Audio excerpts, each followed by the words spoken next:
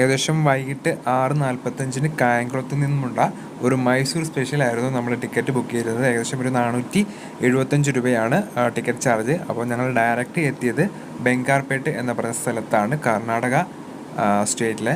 അപ്പോൾ അതിനുശേഷം നിങ്ങൾ പോകേണ്ടത് ബസ്സിലാണ്. അങ്ങനെ കൊള്ളാർ എന്ന് പറയുന്ന ഒരു മെയിൻ ടൗണിലേക്കാണ് എത്തിച്ചേരുന്നത്. അപ്പോൾ അതിനുശേഷം വീണ്ടും നമ്മൾ ബസ്സിൽ ചിന്താമണി, അതായത് മെയിൻ നമ്മുടെ ഫസ്റ്റ് മാർക്കറ്റ് ചിന്താമണിയിലേക്ക് ബസ്സിലാണ് എത്തിച്ചേരുന്നത്. അങ്ങനെ 2 ബസ്സിന് ശേഷം ഞങ്ങൾ ചിന്താമണിയിലെത്തി ഒരു ഹോട്ടലിൽ റൂം എടുത്ത് അങ്ങനെ അവിടെ സ്റ്റേ ആണ്. ഏകദേശം ഒരു ദിവസത്തേക്ക് 500 രൂപയാണ് ഹോട്ടൽ. അപ്പോൾ ഇതാണ് ചിന്താമണി മാർക്കറ്റ്. അപ്പോൾ ഞങ്ങൾ ചെന്ന സമയത്ത് ഞങ്ങൾ വൈകിട്ട് അവിടെ നടന്നു. മാർക്കറ്റൊക്കെ വിജനമാണ്. നാളെ രാവിലെ ഈ സ്ഥലത്ത് മൊത്തം നല്ല നിറച്ച് ക്വാളിറ്റിയുള്ള പശുക്കളാണ്.